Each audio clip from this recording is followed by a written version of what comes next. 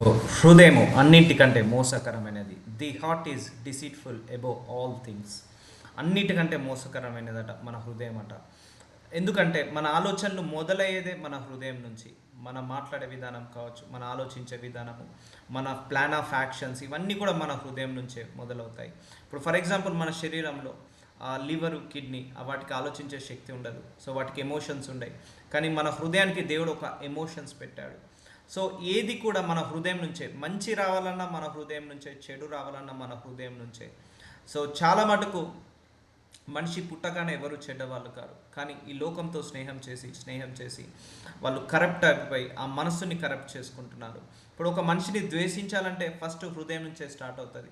ఒక మనిషిని మీద పగబట్టాలంటే హృదయం నుంచే స్టార్ట్ అవుతుంది. ఒక మనిషిని ప్రేమించాలంటే కూడా హృదయం నుంచి స్టార్ట్ అవుతుంది. కరుణించాలన్నా, కాపాడాలన్నా, లేకపోతే సహాయం చేయాలన్నా అన్నీ మన హృదయం నుంచే స్టార్ట్ అవుతాయి. ఒక మనిషిని నాశనం చేయాలన్నా కూడా ఆ ఆలోచన మన హృదయం నుంచే. ఒక దొంగకు దొంగతనము చేయాలని ఫస్ట్ ఆలోచన పుడుతుంది. ఆ ఆలోచన హృదయం నుంచే మొదలవుతుంది.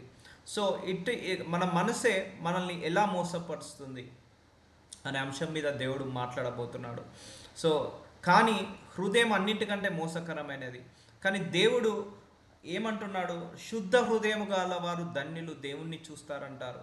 సో అందుకే నేను చాలా సందర్భాల్లో చెప్పాను, శుద్ధ హృదయం గురించి ప్రేయర్ చేసుకోవాలి. And clean my heart, clean my thoughts, clean my mind, clean my heart, clean my body and clean every part of my body అని ప్రేయర్ చేసుకోవాలి. పవిత్ర హృదయం కావాలి. సో మన హృదయము పవిత్రమైన హృదయము ఉన్నప్పుడు సో దేవుడికి అది నచ్చుతుంది. సో దేవుడు నిన్ను ఆశీర్వదించాలంటే మన ముఖాన్ని చూసి ఆశీర్వదించాడు, మన హెయిర్ స్టైల్ని చూసి ఆశీర్వదించాడు, మన డ్రెస్సింగ్ స్టైల్ చూసి ఆశీర్వదించాడు, మన నాలెడ్జ్ని, విజ్డమ్ని చూసి ఆశీర్వదించాడు, మన ప్రాపర్టీస్ని, మన యొక్క రైచస్ వాటిని చూసి ఆశీర్వదించాడు. ఆయన మన హృదయాన్ని చూసి మాత్రమే ఆశీర్వదిస్తాడు. అందుకే శుద్ధ హృదయం గలవారు ధన్యులు, దేవుణ్ణి చూస్తారంటారు. సో శుద్ధ హృదయం వాళ్ళు మాత్రమే పరలోకానికి వెళ్తారు. అందుకే శుద్ధ హృదయం గురించి ప్రార్థించుకోవాలి. ఈ కోపము, ద్వేషము, పగ, గర్వము, దుర్బుద్ధి, దురాశ, దురాలోచనలు, పాపపు తలంపులు, చెడు తలంపులు, కామము, క్రోధము, ఇవన్నీ కూడా మనసులో నుంచే మొదలవుతాయి, హృదయం నుంచే మొదలవుతాయి. కాబట్టి దానిని భద్రంగా కాపాడుకో అంటాడు దేవుడు. సో అన్నిటికంటే మోసకరమైనది అదే. ఇప్పుడు అవును కరెక్టే. ఇప్పుడు ఒకరి మీద పగబట్టాలనుకో, మన హృదయమే చెప్తుంటుంది పగబట్టు పగబట్టు పగబట్టు అని. కోపంతో ఉండు, వాళ్ళని తిట్టు, వీళ్ళని తిట్టు. సో అది హృదయం నుంచే స్టార్ట్ అవుతుంటా ఉంటుంది ఆ థాట్స్ అన్నీ కూడా. అందుకే హృదయాన్ని ఎప్పుడు కూడా పీస్గా పెట్టుకోవాలి, శాంతంగా, దీర్ఘశాంతంగా, మనశాంతంగా పెట్టుకోవాలి. సో హేట్రెడ్ మన హృదయం నుంచి, లస్ట్ మన హృదయం నుంచి, అండ్ ఎన్వీయింగ్ మన హృదయం నుంచి, అప్లికేషన్, యాంగ్జైటీ, ఇవన్నీ కూడా మన హృదయం నుంచే మొదలవుతాయి. సో కాబట్టి అది చాలా మోసకరమైనది. చూద్దాం వాక్యంలో ఇంకేం చెప్పాడు దేవుడు. వాక్యంలో మన హృదయం గురించి దేవుడు ఏం చెప్పాడో చూద్దాం. సో యిర్మీయా 17:9 హృదయము అన్నింటికంటే మోసకరమైనది, అది ఘోరమైన వ్యాధి కలది, దాన్ని గ్రహింపగలవాడెవడు. సో మనం ముఖాన్ని చూడొచ్చు, కానీ మన హృదయంలో ఉన్న ఆలోచనలు ఎవరు అనలైజ్ చేయలేరు. మన ముఖాన్ని చూడడానికి అయితే మంచిగా నవ్వుకుంటూ కనపడతాం, కానీ మన హృదయంలో ఎన్నో కోపాలు, ఎన్నో ఆలోచనలు రన్ అవుతుంటాయి, ఎన్నో బాధలు, ఎన్నో చింతలు. కానీ బయటికి మాత్రం మన ముఖం మాత్రం చాలా సంతోషంగా పెడతాము. కానీ మన హృదయంలో ఏది రన్ అవుతుందో ఎవరు గ్రహింపలేడు, కానీ దేవుడు గ్రహించగలుగుతాడు. మన హృదయంలో ఎవరిని తిట్టుకుంటున్నాము, ఎవరిని శపించుకుంటున్నాము, ఎవరి మీద మనము కక్ష పడుతున్నాము, ఎవరిని ప్రేమిస్తున్నాము, ఎవరిని ఇష్టపడట్లేదు, ఎవరి మీద తిట్టుకుంటున్నాము, ఇవన్నీ కూడా దేవుడు గ్రహించగలడు. మనిషి గ్రహించే శక్తి లేదు మనిషికి. సో మన హృదయంలో ముఖము నవ్వుతుంటుంది, ముఖం ఒక పాజిటివ్ వేలో మాట్లాడుతుంటుంది, కానీ హృదయం మాత్రము లోపల నెగిటివ్ థాట్స్ ఉన్నా, పాజిటివ్ థాట్స్ ఉన్నా, అవన్నీ కూడా దేవుడికి మాత్రమే తెలుసు. సో మన హృదయం 100% అసెస్ చేసేది ఎవరంటే దేవుడే. మన హృదయం 100% ఎవరికి అర్థమవుతుందంటే దేవుడికి మాత్రమే.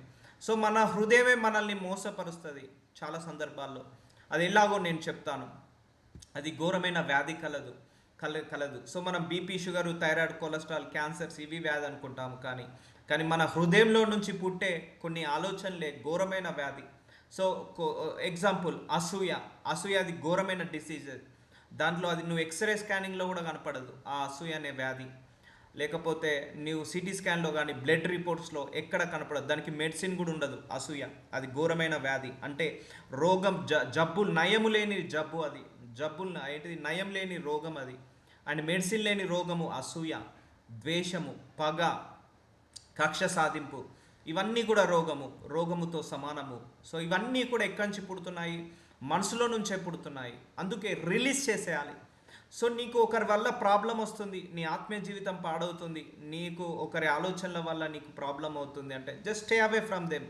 అంతేకాని వాళ్ళ మీద పగబట్టద్దు. సో సో నీ హృదయము ఎప్పుడైనా కూడా క్లీన్గా ఉంచాలి.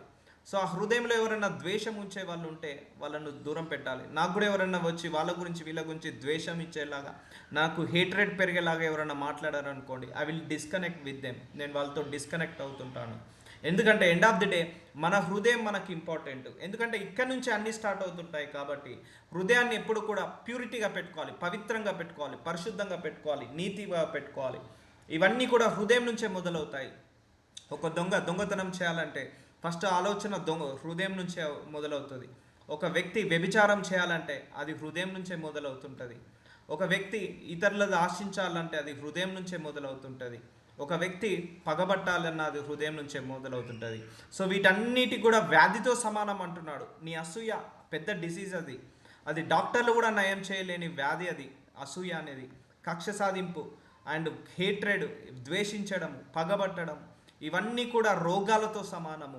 ఈ రోగానికి ఘోరమైన వ్యాధి అంటే there is non curable, there is no medicine, there is no medication, there is no injection for that diseases. ఆ డిసీజెస్కి ఏవి కూడా మెడిసిన్ లేదు. సో ఈరోజు ఎవరైతే ఈ వాక్యం వింటున్నారో, ఇంకా మీ మనస్సులో ఎవరి మీదైనా కోపం ఉంటే రిలీజ్ చేయండి, కక్ష ఉంటే రిలీజ్ చేయండి, ఎవరి మీదైనా ద్వేషం ఉంటే రిలీజ్ చేయండి, ఎవరి మీద ఏమన్నా అనుమానం ఉంటే రిలీజ్ చేయండి. ఇవన్నీ రోగాలు. ఇవి మనిషిని కృంగిలాగా, కృషించిపోయేలాగా, మనశ్శాంతి లేకుండా, సమాధానం లేకుండా, శాంతి లేకుండా చేసేది ఈ దురాలోచనలే. ఆశించే గుణము అది మనిషిని సుఖంగా ఉండనియదు. అసూయ మనిషిని సుఖంగా ఉండనియదు. కక్ష అది మనిషిని సుఖంగా ఉండనియదు. వీటన్నిటికీ ఏ మెడికల్ షాప్లో మెడిసిన్స్ దొరకదు, ఏ స్కానింగ్ రిపోర్ట్లో కూడా దొరకదు. కానీ దాన్ని గ్రహింపగలవాడెవడు? దేవుడు మాత్రమే గ్రహించగలుగుతాడు. నీ మనసులో ఎంత అసూయ ఉందో, ఎంత కక్ష ఉందో, ఎంత ద్వేషం ఉందో, ఎంత పగ ఉందో, ఎంత ప్యూరిటీ ఉందో దేవుడికి మాత్రమే తెలుసు. అందుకే మన ప్రార్థనకు జవాబులు రాకపోవడానికి కారణం కొన్ని ఇవే. ఎందుకంటే ఇవే మన బ్లెస్సింగ్ని బ్లాక్ చేస్తుంటా ఉంటాయి. క్షమించలేని గుణము అది బ్లెస్సింగ్ని ఆపివేస్తుంది. అది ఎక్కడి నుంచి మొదలవుతుంది? మనసులో నుంచే. నీ హృదయంలో క్షమించేసేయాలి. దేవుణ్ణి నమ్మడము అది మనసులోనే నువ్వు నమ్మాలి. సో 10 మందికి నేను దేవుణ్ణి నమ్ముతున్నాను నోటితో చెప్పడం కాదు, మనసు నుంచి చెప్పాలి. సో దాన్ని గ్రహింపగలవాడు దేవుడు మాత్రమే. సో దేవుడికి మాత్రమే తెలుసు మన మనసులో ఆలోచనలు. అందుకే ఆయన ఆశీర్వదించేటప్పుడు మన హృదయాన్ని చూసి ఆశీర్వదిస్తాడు. నీ మనసులో ఎంత గర్వం ఉంది, ఎంత అహంకారం ఉంది, ఎంత దురాలోచనలు ఉన్నాయి, ఎంత పాప తలంపులు ఉన్నాయి, ఎంతమందిని తిట్టుకుంటున్నావు, ఎంతమందిని శపించుకుంటున్నావు, ఇవన్నీ కూడా మనసులో నుంచే మొదలవుతాయి. సో వీటిని డాక్టర్ కనిపెట్టలేడు, మనిషి కనిపెట్టలేడు, ఎవరు కనిపెట్టలేరు. ఒక దేవుడు మాత్రమే కనిపెట్టగలుగుతాడు. అందుకే హార్ట్కి మనకు హీలింగ్ కావాలి. మన శరీరానికి హీలింగ్ ఎలాగైతే అవసరమో, శరీరానికి స్వస్థత ఎలా అవసరమో, మన హృదయానికి కూడా స్వస్థత అవసరమో. అది దేవుడు మాత్రమే చేయగలుగుతాడు. బికాస్ ఆఫ్ ద ప్రేయర్ వల్లనే ఇది సాధ్యమవుతుంది. అందుకే హృదయము అన్నిటికంటే మోసకరమైనది, అది ఘోరమైన వ్యాధి కలది, దాన్ని గ్రహింపగలవాడు ఎవడు? ఇప్పుడు అర్థమవుతుందా? మన హృదయంలో మనకు తెలియకుండానే ఇన్ని సంవత్సరాలుగా ఎంత తప్పు చేశామో, ఎంత పొరపాట్లు చేస్తున్నామో, దేవుడికి వ్యతిరేకంగా ఎలా బ్రతుకుతున్నామో, ఇవన్నీ కూడా మనకు ఈ వాక్యం ద్వారా మనం తెలుసుకోవచ్చు. సో మోసకరమైనది మన హృదయమే మనల్ని మోసం చేస్తుంది. వాళ్ళ మీద కక్ష పట్టు, వాళ్ళ మీద అసూయ పెంచుకో, వాళ్ళ మీద దురాశ పెంచుకో, వాళ్ళ మీద తిట్టు, ఇవన్నీ కూడా హృదయం నుంచే మొదలవుతుంటాయి. బూతులు మాట్లాడడం హృదయం నుంచే మొదలవుతుంటాయి. సో నీ మైండ్ ఎలా ఉంటుందో, నీ మనస్సు, నీ ఆలోచన, నీ బతుకు అలా ఉంటుందని దేవుడు చెప్తాడు. ఎప్పుడైనా కూడా మన ఆలోచన, మన బుద్ధి ఎలా ఉంటుందో మన బ్రతుకు కూడా అలా ఉంటుంది. కాబట్టి మన హృదయాన్ని ఎప్పుడు కూడా ఏం చేసుకోవాలి? జాగ్రత్తగా కాపాడుకోవాలి. సో ఆ హృదయంలో ఎప్పుడు కూడా దీర్ఘశాంతము, ఆ శాంతాన్ని కోల్పోకూడదు. అంటే ఇన్నర్ పీస్ని ఎప్పుడు కూడా కోల్పోకూడదు. సో అది అసాధ్యము. నిజంగా మనందరం కూడా ఈ లోకంలో ఉన్నాము. సో మనం మంచిగానే ఉంటాము, కానీ ఇతరులు పెట్టే శోధనలు, ఇతరులు పెట్టే వేదన వల్ల మన హృదయం డిస్టర్బెన్స్ అవుతుంది. సో నాకైతే ఎవరైనా నా మైండ్ని కరెక్ట్ చేసే వాళ్ళు ఎవరున్నా కూడా I will stay away from them. So చూద్దాం ఇంకా వాక్యం ద్వారా ఏం చెప్పబోతున్నాడు దేవుడు. ఒకని ప్రవర్తనను బట్టి వాని క్రియఫలము చొప్పున ప్రతీకారము చేయుటకు యెహోవాను నేను హృదయంను పరిశోధించువాడను. చూసాడా? హృదయాన్ని పరిశోధిస్తున్నాడట.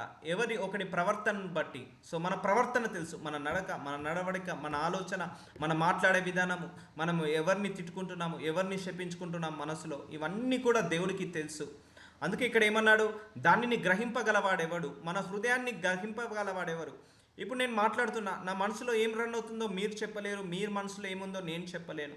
ఈవెన్ మనము ముఖముఖం కూర్చొని మాట్లాడినా కూడా ఒకరి మనసులో ఒకరు ఏముందో మనం చెప్పలేము, కానీ బయటికి మాత్రం మంచిగా మాట్లాడుకోవచ్చు. కానీ మన మనసులో ఈ క్షణంలో ఎవరి మనసులో ఏం రన్ అవుతుందో, ఎవరి మనసు ఏం ఆలోచిస్తుందో, ఎవరి మనసులో ఏ దుర్బుద్ధి ఉందో, ఏ దురాశ ఉందో, ఏ తలంపు ఉందో, అదన్నీ కూడా దేవుడు అనలైజ్ చేయగలుగుతాడు. సో దాన్ని చూసి బట్టే దేవుడు మనల్ని ఆశీర్వదిస్తాడు. దేవుడు ఆశీర్వదించే ముందు మన హృదయాన్ని పరిశోధిస్తాడు. అందుకే ఒకని ప్రవర్తనను బట్టి, ప్రవర్తన ఎలా తెలుస్తుంది, మన హృదయం నుంచే తెలుస్తుంది కదా. చెడ్డవాడు చెడ్డగా ఆలోచిస్తాడు, మంచివాడు మంచిగా ఆలోచిస్తాడు, గొప్పవాడు గొప్పగా ఆలోచిస్తాడు, ఉత్తమమైన వాడు ఉన్నతంగా ఆలోచిస్తాడు, నీతిమంతుడు నీతిగా ఆలోచిస్తాడు, పరిశుద్ధుడు పవిత్రంగా ఆలోచిస్తాడు, మోసగాడు మోసపూరితంగా ఆలోచిస్తాడు. సో ఎవరి ప్రవర్తనను బట్టి వారి క్రియల చొప్పున, అంటే ఎవరు చేసే పనుల చొప్పున ప్రతీకారము చేయుటకు యెహోవాను నేను హృదయంను పరిశోధించువాడను. సో మన హృదయాన్ని చూసి ఆయన ఆశీర్వదిస్తా అంటున్నాడు. మన హృదయాన్ని చూసి మన హృదయాలను చూసి ఆయన ప్రతిఫలం ఇస్తా అంటున్నాడు. సో నీ హృదయంలో మంచి ఉందా, ఆయన మంచి ప్రతిఫలం ఇస్తాడు. చెడు ఉందా, చెడు ప్రతిఫలం నీకు వచ్చేస్తుంది. By default it's a God's law, ఏం చేయలేము అది. సో నీ హృదయము అంతా ప్రతీకారముతో, పగతో, కక్షతో నిండుకొని ఉంది. అయ్యా నన్ను కరుణించు, అయ్యా నన్ను కరుణించు అని నువ్వు ప్రార్థిస్తున్నావు, కానీ దేవుడు ఆ ప్రార్థనను వినకపోవచ్చు. కానీ హృదయం అంతా హంబుల్ హార్టెడ్తో ఉంది, మన హృదయం అంతా దీర్ఘశాంతంతో ఉంది, లేకపోతే విశాలత, లేకపోతే వినయ మనస్సుతో ఉంది, కైండ్ హార్టెడ్తో ఉంది. అప్పుడు నువ్వు ప్రార్థించు, దేవుడికి రివార్డ్ వస్తుంది దేవుడి దగ్గర నుంచి. అందుకే ఎవరి ప్రవర్తన బట్టి వారి క్రియల చొప్పున, క్రియలు అంటే పనులు ఎలా మొదలవుతాయి, మన మనసులో నుంచే మొదలవుతాయి.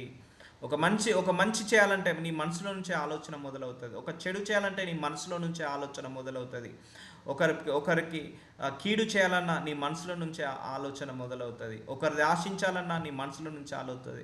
అందుకే block your ideas and block your mind set, ఇవన్నీ కూడా బ్లాక్ చేసుకోవాలి.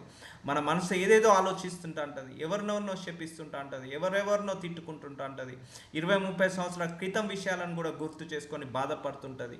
సో అలాంటిది కాకుండా ఇమ్మీడియట్గా బ్లాక్ చేసుకుంటూ రావాలి ఆ ఆలోచనలను.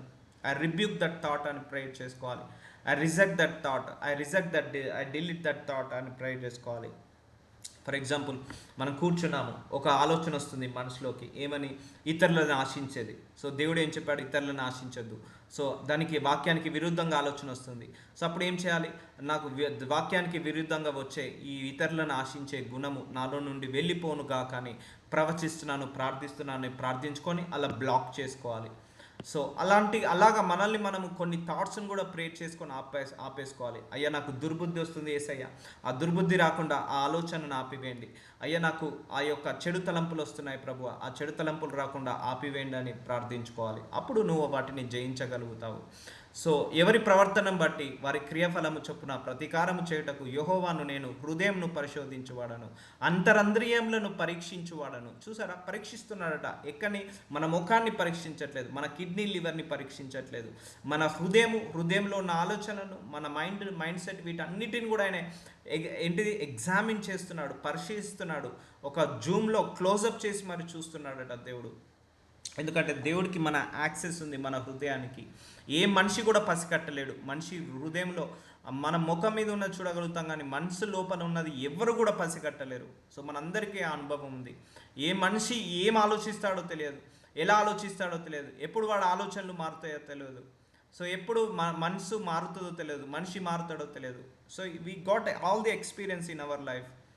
సో కానీ ఆ ఆలోచించే విధానాన్ని పసిగట్టే శక్తి దేవుడికి మాత్రమే ఉంది. సో నెక్స్ట్ మినిట్ మనం ఏం ఆలోచించగలుగుతాము, అది దేవుడు చెప్పగలుగుతాడు, మనుషులు చెప్పలేదు. అందుకే మనుషుల హృదయాలను మనం పసిగట్టలేము. సో మత్తయి సువార్త 5వ అధ్యాయం 8వ వచనం, హృదయ శుద్ధి గల వారు ధన్యులు, వారు దేవుణ్ణి చూచెదరు. ఇది ఇంపార్టెంట్. సో పరలోకానికి ఎవరు వెళ్తారు, హృదయ శుద్ధి గలవారే వెళ్తారు. సో హృదయం అంతా పొల్యూట్ అయి ఉంది, కరప్ట్ అయి ఉంది, అండ్ హేట్రెడ్తో నిండి ఉంది. సో లస్ట్తో నిండి ఉంది. హృదయం అంతా కూడా ఎన్వీయింగ్ ఉంది, అండ్ అప్లికేషన్ ఉంది, లేకపోతే జెలస్తో ఉంది. సో ఇతరులు బాగుపడ్డ అసూయ వస్తుంది, ఇతరులకు ఏదైనా కొనుక్కున్న అసూయ వస్తుంది. So that is a hatred, that is the jealous of heart. So వీటన్నిటి నుంచి మనం డెలివరెన్స్ పొందుకోవాలి. సో హృదయ శుద్ధి గలవారు ధన్యులు, వారు దేవుణ్ణి చూచెదరు. సో పరలోకానికి హృదయ శుద్ధి గలవారు వెళ్తారు, వాళ్ళే అక్కడ దేవుణ్ణి చూస్తారు. భూలోకంలో కూడా నువ్వు దేవుణ్ణి చూడాలి. చాలామంది కోరుకుంటుంది, అయ్యా నిన్ను కాల్వాలి. సో దానికంటే ముందు నా హృదయాన్ని శుద్ధి చేయి ప్రభు అని ప్రార్థించాలి. అందుకే నేను చాలా సందర్భాల్లో చెప్పాను మీ అందరికీ కూడా, శుద్ధ హృదయం కావాలి, శుద్ధ హృదయం కావాలని. ఈవెన్ నేను కూడా ఇది ప్రతిరోజు ప్రేయర్ చేస్తాను. ఎందుకంటే దేవుడు సేవ చేయడానికి డబ్బు కావాలని కొందరు అంటారు, జ్ఞానము కావాలని కొందరు అంటారు. కానీ ఆ దేవుడు సేవ చేయడానికి ప్యూర్ హార్ట్తో చేయాలి, శుద్ధ హృదయంతో దేవుడు సేవ చేయాలి. ఎలాంటి ధనాపేక్ష లేకుండా, ఎలాంటి ఆశించే గుణం లేకుండా, దుర్బుద్ధి దురాలోచనలు లేకుండా, తలంపులు చెడు తలంపులు లేకుండా మంచి శుద్ధ మనసుతో దేవుణ్ణి సేవించాలి. శుద్ధ మనసుతో నువ్వు దేవుణ్ణి ప్రార్థించాలి. శుద్ధ మనసుతో నువ్వు దేవుణ్ణి ఆరాధించాలి, స్తుతించాలి. అందుకే హృదయ శుద్ధ గలవారు ధన్యులు, వారు దేవుణ్ణి చూచెదరు. దేవుణ్ణి చూచెదరు అంటే పరలోకము. పరలోకానికి వెళ్ళే వాళ్ళంతా హృదయ శుద్ధి వల్ల కావాలే, కానీ ఈ కరప్టెడ్ మైండెడ్, పొల్యూటెడ్ మైండెడ్, పాపంతో నిండుకున్న దాన్ని వాళ్ళు వెళ్ళలేరు. చూసారా, మన హృదయం మనకు తెలియకుండానే ఎన్ని రకాలుగా మోసం చేస్తుందో. అందుకే మన హృదయానికి ఈ రోజు నుంచి డెలివరెన్స్ రావాలి. మన అన్ని విషయాలలో డెలివరెన్స్ పొందుకున్నాము. ఫైనాన్షియల్లో డెలివరెన్స్ పొందుకున్నాము, ప్రాస్పరిటీలో డెలివరెన్స్ పొందుకున్నాము, హీలింగ్ పొందుకున్నాము. సో అన్నీ మన శరీరానికి హీలింగ్ ఎలా అయితే ఎలాగ అవసరమో మన హృదయానికి కూడా ఆ హీలింగ్ ఇంపార్టెంట్, ఆ డెలివరెన్స్ విడుదల ఇంపార్టెంట్. వీటన్నిటి నుంచి చూద్దాము. మత్తయి సువార్త 12:33 యేసు ప్రభువారు ఒక సందర్భంలో ఒక మాట అంటున్నాడు, చెట్టు మంచిదని ఎంచి, సో చెట్టు మంచిదని ఎంచి దాని పండును మంచిదే. ఇప్పుడు ఒక పండు ఉంది, సో ఆ చెట్టుకు కాసే కాయలన్నీ కూడా తీయటి, ఒక మ్యాంగో పండు తీసుకుందాము, ఒక పండు తిన్నామనుకోండి, ఆ చెట్టు అంతా కూడా తీయనే ఉంటాయి. లేకపోతే ఒక పండు పుల్లగా ఉంటే ఆ చెట్టుకు కాసిన పండ్లన్నీ కూడా పుల్లగా ఉంటాయి. అంటే ఆ ఒక పండును బట్టి మనం ఏం చేయగలుగుతాము, ఆ చెట్టు తీపి పండ్లనిచ్చే చెట్ట, లేకపోతే పుల్లటి పండ్లను ఇచ్చే చెట్టు అని మనం అనలైజ్ చేయొచ్చు. లేకపోతే ఒకటే చెట్టుకి కొన్ని తీయటి పండ్లు ఉంటాయి, కొన్ని పుల్లటి పండ్లు ఉంటాయా? ఉండవు కదా. ఇప్పుడు మ్యాంగో ట్రీ తీసుకుంటే అన్ని తీయగన్న ఉంటాయి, లేకపోతే అన్ని పుల్లగన్న ఉంటాయి. సో అలాగే ఒక మనిషిని చూస్తే ఏంటిదో దాన్ని చూద్దాము. చెట్టు మంచిదని ఎంచి దానిని పండు మంచిదే అని ఎంచుడి. ఒక చెట్టు మంచిదైతే దాని పండు కూడా మంచిదే. ఆ పండు మంచిగా ఉన్నదంటే చెట్టు మంచిదే. చెట్టు చెడ్డదని ఎంచి దాని పండును చెడ్డదే అని ఎంచుడి. చెట్టు దాని పండు వలన తెలియబడును. చూసారా, ఒక చెట్టుకు తీయటి పండ్లు కలిస్తే అది తీయటి పండ్లునిచ్చే చెట్టు అని మనం డిక్లరేషన్ ఇస్తాము. పుల్లటి పండ్లనిచ్చే చెట్టు ఇస్తే, ఒక పుల్లటి మామిడికాయని తిన్నాము అనుకోండి, ఇది పుల్లటి పండ్లనిచ్చే చెట్టు అని మనం డిక్లరేషన్ ఇస్తాము. దానివల్ల మనము తెలుస్తాము. అలాగే సర్ప సంతానమా, మీరు చెడ్డవారై ఉండి ఎలాగూ మంచి మాటలు పలకగలరు, హృదయమందు నిండి ఉండు దానిని బట్టి నోరు మాట్లాడును కదా. కొంతమంది పైనుంచి ఏవేవో మాట్లాడుతుంటారు డైలాగులు. సో చెప్పేయచ్చు, వాళ్ళ మనసులో ఏముందో బయటికి ఏం మాట్లాడుతున్నారో చెప్పేయచ్చు. సో మీరు చెడ్డవారై ఉండి మీలో మంచి మాటలు ఎలా పలకగలరు. సో ఒకటిసారి మంచి మాట పలికావు, రెండోసారి పలికావు, మూడోసారి మన బుద్ధి ఏంటిదో తెలిసిపోతుంది. మన హృదయంలో ఏదైతే ఉంటుందో అదే మనకు నోటి ద్వారా బయటకు వస్తుంది. అందుకే మన ముఖం కూడా మన హృదయానికి అద్దం లాంటిది. మన హృదయంలో కోపం ఉన్నదనుకోండి, మన ముఖంలో కనపడుతుంది. మన హృదయంలో ద్వేషం ఉన్నదనుకోండి, వాళ్ళ ముఖంలో కనపడుతుంది. ఇప్పుడు కొంతమంది ముఖం చూడగానే కన్నింగ్ లాగా కనపడతారు, వాళ్ళ హృదయం మొత్తం ఆ కన్నింగ్ మెంటాలిటీతో నిండుకొని ఉంటుంది. మన హృదయమే మన ముఖానికి అదొక అద్దం లాంటిది. సో మన ముఖము అద్దం లాంటిది మన హృదయానికి. సో నీ హృదయంలో ఆలోచనలు ఎలా ఉంటాయో నీ ఫేస్లో కనపడతాయి, నీ నోటి మాటలు కూడా అలా ఉంటాయి. కోపం ఉన్నదనుకోండి, ఆ మాటలు వచ్చే వేరేలాగా ఉంటాయి. దీర్ఘశాంతంతో ఉంటే అదొకలా ఉంటుంది. సో మనిషి ప్రేమతో నిండుకున్నాడు, ఆ మాట్లాడే మాటలు వేరే ఉంటాయి. అండ్ కనికరంతో నిండుకున్నాడు, ఆ మాట్లాడే మాటలు వేరే ఉంటాయి. సో నీ హృదయంలో ఎలాంటి తలంపులు ఉంటాయో నీ నోటి మాటలు కూడా అలాగే ఉంటాయి. సో హృదయమందు నిండుని దానిని బట్టే నీరు మాట్లాడును కదా. అందుకే నీ హృదయమందు ఏం నిండుకోవాలో దానిని నింపాలి, ఏది తీసుకోవాలో అది తీసేసుకోవాలి. అందుకే మన హృదయం ఎప్పుడు కూడా మోసపరుస్తూనే ఉంటుంది మనల్ని ఇవన్నీ విషయాలలో. అసూయ డేంజర్ అండి, ఇది డేంజర్ వ్యాధి అసూయ. దానికి క్యూరబుల్ మెడిసిన్ లేదు, మనకు మనం తగ్గించుకోవాలి.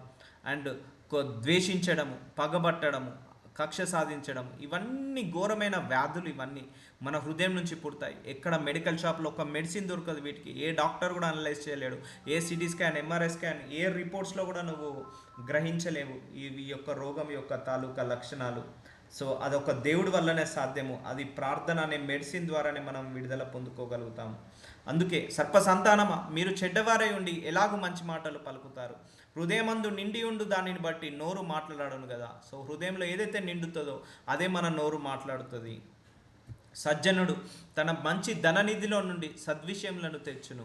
సో సజ్జనుడు అంటే మంచివాడు. వాడు మాట్లాడే మాటలన్నీ కూడా మంచిగానే ఉంటాయి. ఒక దొంగ ఎప్పుడు కూడా దొంగ రకంగానే ఆలోచిస్తాడు.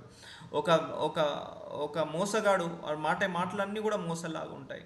అండ్ ఒక కన్నింగ్, వాళ్ళు ఒక ఇతరులను మోసపరచాలని కన్నింగ్ ఉంటారు కదా, వాళ్ళ మాటలు కూడా అలాగే కన్నింగ్ ఉంటాయి. సో సజ్జనుడు తన మంచి ధననిధిలో నుండి సద్విషయములను తెచ్చును, దుర్జనుడు తన చెడ్డ ధననిధిలో నుండి దుర్విషయములను తెచ్చును. సో సజ్జనుడు అంటే మంచివాడు. వాడి హృదయం ఎలా ఉంటుంది? మంచి ఉంటుంది. ధననిధి ఏంటిది? హృదయము. ఆ హృదయం అనే ధననిధిలో నుండి మంచి విషయాలనే బోధిస్తాడు. ఇప్పుడు స్కూల్లో మాస్టర్ ఉంటారు, వాళ్ళు మంచి విషయాలు బోధిస్తారు, వాళ్ళు మంచి హృదయంతో నిండుకొని ఉంటారు. సో కొంతమంది ఉంటారు పొల్యూట్ అయిన మైండ్, వాళ్ళు ఎప్పుడు కూడా ఇతరులను పొల్యూట్ చేస్తూనే ఉంటారు. వాళ్ళెవరు? దుర్జనుడు అంటే చెడ్డవాడు. తన చెడ్డ ధన నిధిలో నుండి. చెడ్డవాడి యొక్క మనసు మంచిగా ఉంటుందా? మంచిగా ఉండదు. సో చెడ్డవాడి మనసు ఎప్పుడు కూడా చెడుగానే ఉంటుంది. మంచివాడి మనసు మంచిగా ఉంటుంది. సో మంచివాడితో సహవాసం చేస్తే మనకు మంచి మాటలు దక్కుతాయి, చెడ్డవాడితో సహవాసం చేస్తే చెడ్డ మాటలు దక్కుతాయి. అది ఎక్కడి నుంచి? ధననిధి. చెడ్డవాడి యొక్క ధననిధి ఏంటిది? హృదయము. మంచివాడి యొక్క ధననిధి ఏంటిది? హృదయము.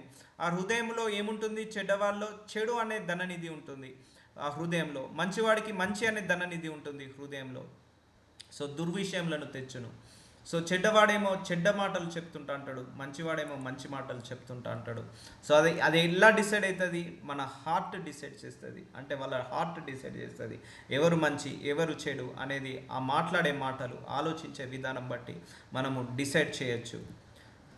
సో మత్తయి సువార్త 12:36 నేను మీతో చెప్పున్నదేమనగా, మనుషులు పలుకు వ్యర్థమైన ప్రతి మాటను గూర్చి విమర్శ దినమున లెక్క చెప్పవలసి ఉండును.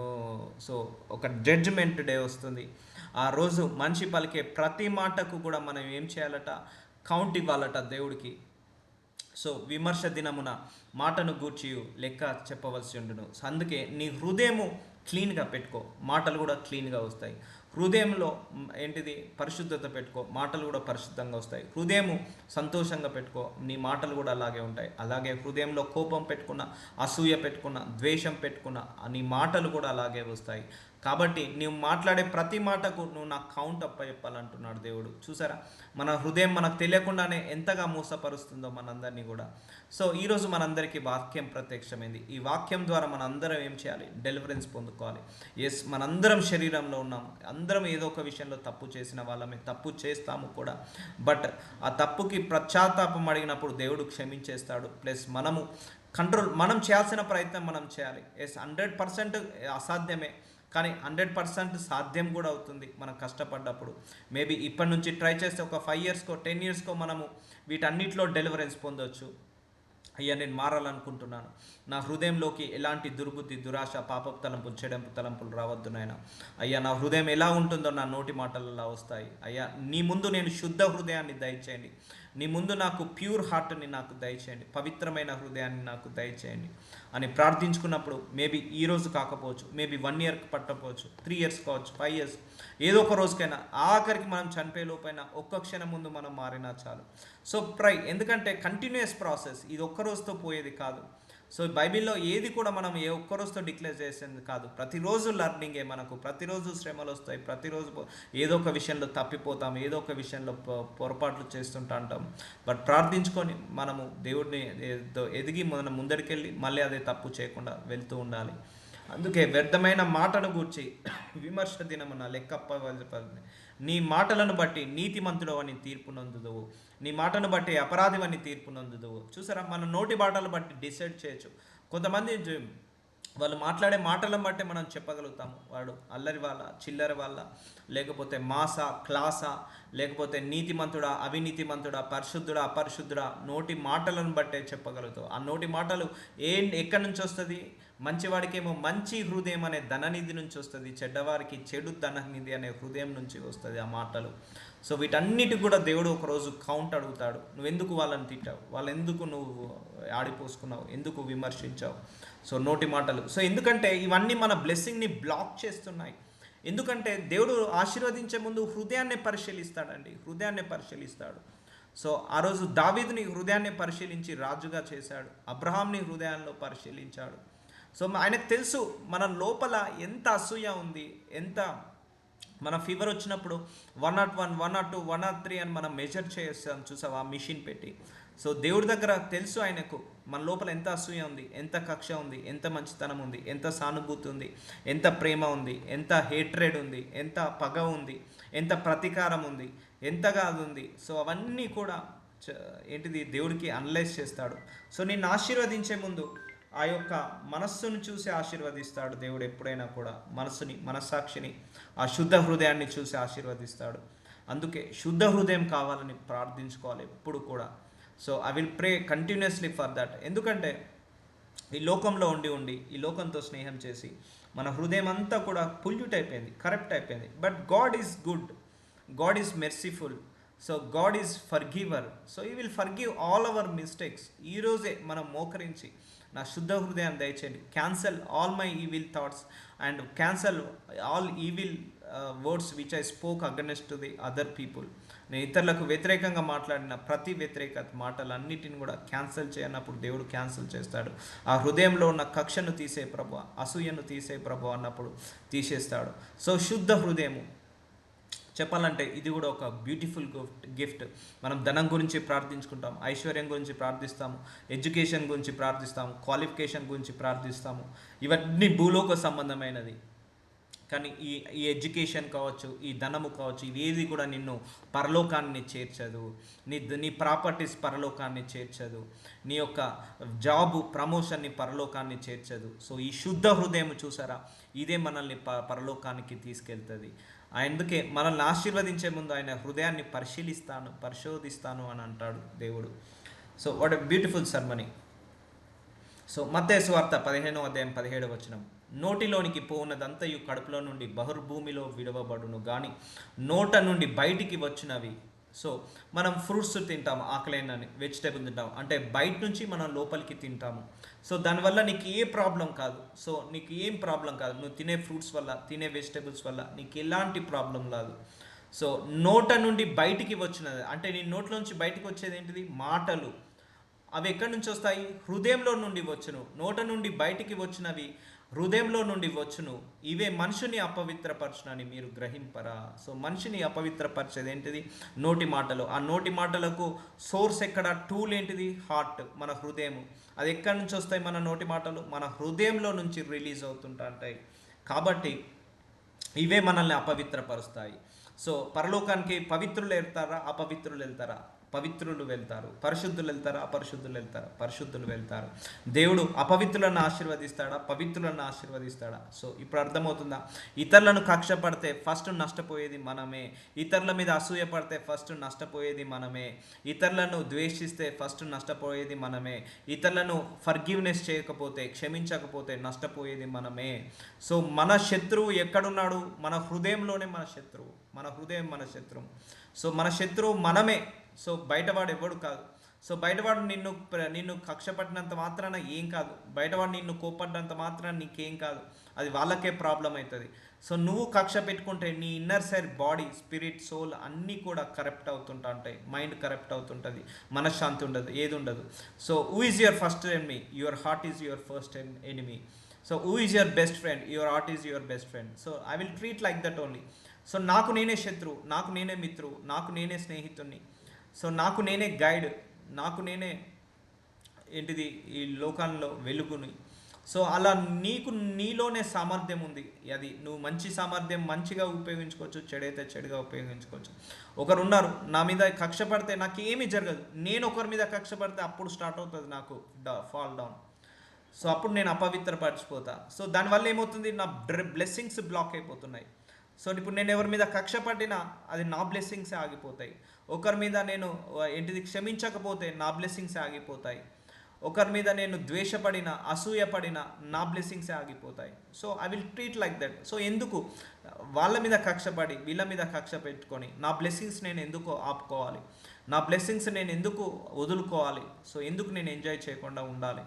సో అర్థమవుతుందా? సో అలా మనం థింక్ చేసుకోవాలి. సో అందుకే ఒకరిని ద్వేషించడం మనకే నష్టము, ఒకరిని కక్ష పట్టడం మనకే నష్టము, ఒకరి మీద అసూయ పడడం మనకే నష్టము. ఒకరు హ్యాపీగా కొనుక్కున్నారా, ప్రైజ్ గాడ్, దేవుడు ఇచ్చాడు, సంతోషంగా ఉన్నది, నాకు లేదని ఏడవద్దు, అవసరం లేదు, వాళ్ళకి ఇచ్చాడు కదా, సంతోషంగా ఉండాలి. సో ఒకరు బాగుపడ్డారా, బాగుపడని, దేవుడి కృప బాగుంది అందుకే బాగుపడ్డాడు, హ్యాపీగా ఉండు, నువ్వు థ్యాంక్స్ చెప్పు వాడు బాగుపడ్డాడని. వాళ్ళు బాగున్నారని నువ్వు థ్యాంక్స్ చెప్పు, అబ్బో వాళ్ళకు వచ్చింది నాకు రాలేదు, వాళ్ళు ఆశీర్వదించబడ్డారు నేను ఆశీర్వదించబడలేదు, వాళ్ళ గర్భఫలం వచ్చింది నాకు గర్భఫలం రాలేదు, నా పిల్లలకు సెటిల్ కాలేదు వాళ్ళు సెటిల్ అయ్యారు. అట్లా ఏడ్చుకుంటా మిడుక్కుంటా కూర్చుంటే అది ఏమవుతుందంటే మన బ్లెస్సింగ్సే ఆగిపోతాయి. ఎవరి బ్లెస్సింగ్ మీద ఏడవద్దు మనం. ఎవరికి ఉండేది దేవుడు వాళ్ళకి ఇస్తాడు, మనకుండేది మనకుంటుంది, వాళ్ళకుండేది వాళ్ళకుంటుంది. సో వాళ్ళని చూసి మనం ఏడవద్దు, మనం చూసి వాళ్ళు ఏడిస్తే అది వాళ్ళకున్నదే తగ్గిపోతుంది. సో అర్థమవుతుందా? ఇవన్నీ నీకు ఎక్కడి నుంచి మొదలవుతాయి? నీ హృదయం నుంచి. అందుకే నీ హృదయం బైబిల్ మోసకరమైనదని చెప్తుంది. సో అర్థమవుతుందా? సో దేవుడు ఏది చెప్పినా కూడా అది కరెక్ట్, అది 100%. బైబిల్ ఎప్పుడు కూడా తప్పు చెప్పదు. సో దురాలోచనలు, నరహత్యలు, వ్యభిచారములు. సో దురాలోచనలు నేను చాలా సందర్భాల్లో చెప్పాను, ఇది కొట్టేసుకోవాలి. దురాలోచనలు, ఓవర్ థింకింగ్. సో వేరే వాళ్ళ విషయం గురించి ఆలోచించి ఓవర్ థింకింగ్ చేసి నరహత్యలు, వ్యభిచారము, ఇవన్నీ మనసులో నుంచే. వేశ్యాగమనములు, దొంగతనములు. సో ఒక దొంగతనం చేయాలంటే మనసులోనే ఆలోచన వస్తుంది. ఏ రాత్రికి దొంగతనం చేయాలి, ఎక్కడికి వెళ్ళాలి, ఎలా దొంగతనం చేయాలి, ఏది పగలగొట్టాలి, ఏది పెట్టుకోవాలి, ఇవన్నీ కూడా మనసులో నుంచి ఒక ప్లాన్ ప్రకారం వెళ్తాడు. అబద్ధ సాక్ష్యములు, ఇవి కూడా మనసులోనే ప్రిపేర్ అవుతారు. రేపు మేనేజర్ వస్తాడు, ఏం అబద్ధం చెప్పాలో first we need to prepare that one. దేవదూషణలు, దేవుణ్ణి దూషించడం, ఇవన్నీ హృదయంలో నుండి వచ్చును. చూసారా? ఇవన్నీ కూడా ఎక్కడి నుంచి వస్తున్నాయట? హార్ట్లో నుంచి వస్తున్నాయట. దురాలోచనలు, నరహత్య. ఒక మనిషిని నరహత్య చేయాలంటే ప్లాన్ చేస్తాడు, అది మనసులో నుంచే స్టార్ట్ అవుతుంది. వ్యభిచారం చేయాలంటే ప్లాన్ చేస్తాడు, మనసులో నుంచే స్టార్ట్ అవుతుంది. అండ్ దొంగ స్నేహాలు చేయడం, వ్యభిచారంలో పడడం, ఇవన్నీ మనసులో నుంచే మొదలవుతాయి, పుడతాయి. సో అందుకే ఆలోచనను బ్లాక్ చేసేయాలి, ప్యూరిటీగా ఉంచుకోవాలి, ప్యూరిఫైగా ఉంచుకోవాలి, అపవిత్రపరచుకోవద్దు ఆలోచనలు. సో మన ఆలోచనలు బట్టే దేవుడు ఆశీర్వదిస్తాడు, గుర్తుపెట్టుకోండి. మన ఆలోచనలు బట్టే మన జీవితం ఉంటుంది, మన బుద్ధిని బట్టే మన జీవితం ఉంటుంది, మన ఆలోచన బట్టే మన మనస్సు ఉంటుంది, మన ఆలోచనలు ఉంటాయి. ఒకరైతే నేను నా జీవితంలో చాలామందిని చూశాను, ఒకరి మీద ఏడ్చేవాడు ఎప్పుడు బాగుపడాడు, ఎప్పుడు కూడా బాగుపడరండి, గుర్తుపెట్టుకోండి. 10 మంది మంచి కోరుకునేవాడే మంచిగా పైకి వెళ్తాడు. వాడు సంపాదించే దాంట్లో 10 రూపాయలైనా కూడా తృప్తిగా తింటాడు. సరే ఒకరి మీద ఏడ్చేవాడు ఎప్పుడు కూడా బాగుపడరు. అది తీసేసుకోవాలి అలాంటి మనసు. సో ఇక్కడ ఏమంటున్నాడు? హృదయంలో, నోట నుండి బయటికి వచ్చేది అన్నీ కూడా నీ హృదయం నుంచే వస్తాయి, ఇవే మనిషిని అపవిత్రపరుస్తాయి. మీరు గ్రహింపరా? సో ఇప్పటి వరకు మనం గ్రహించలేదు, కానీ ఇప్పుడు దేవుడు వాక్యం ద్వారా చెప్పాడు, మనందరం గ్రహించాలి. ఈ క్యారెక్టరిస్టిక్స్లో ఏదున్నా కూడా తీసేసుకోమని చెప్తున్నాడు. దేవదూషణలు హృదయంలో నుండి వచ్చును. జస్ట్ ఇవి కొన్ని ఎగ్జాంపుల్సే, ఇంకా చాలా ఉంటాయి. కక్ష సాధించడం, అసూయపడడం, అండ్ ఇంకా ఆశించడము ఇతరులది, ఇంకా ద్వేషించడము, ఇవన్నీ కూడా మనసులో నుంచే. ఇక్కడ యేసుప్రభు వారు 4-5 చెప్పాడు, ఇంకా చాలా ఉంటాయి. ఒక 10-15 ఈజీగా లిస్ట్ అవుట్ చేయొచ్చు. సో మన లోపల కూడా ఏదైనా ఉంటే లిస్ట్ అవుట్ చేసుకోవాలి, మనకు మనం చెక్ చేసుకోవాలి, మనకు మనం మెజర్ చేసుకోవాలి.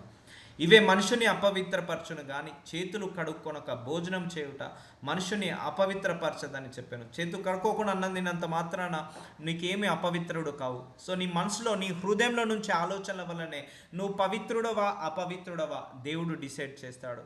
నీ మనసులో నుంచి వచ్చే తలంపులే అవి నువ్వు మంచివాడివా చెడ్డవాడివా, అవి నోటిని మాటలే, నీ మంచి మాటలా చెడ్డ మాటలా, ఇవన్నీ కూడా దేవుడు డిసైడ్ చేస్తాడు. అందుకే క్లీన్ యువర్ హార్ట్ని క్లీన్ చేయమని దేవుని అడగాలి. ఈ దేవుని అడిగినప్పుడే వస్తుంది. ఎందుకంటే ఇన్ని రోజుల కాంచి మనము ఈ లోకంతో స్నేహం చేసి మన హృదయాన్ని వీటన్నిటితో నింపుకున్నాం. So nobody is perfect in the world, just we need to try to change from today onwards. నువ్వు మారాలనుకుంటే దేవుడు ఈ క్షణమే నీకు సహాయం చేయగలుగుతాడు.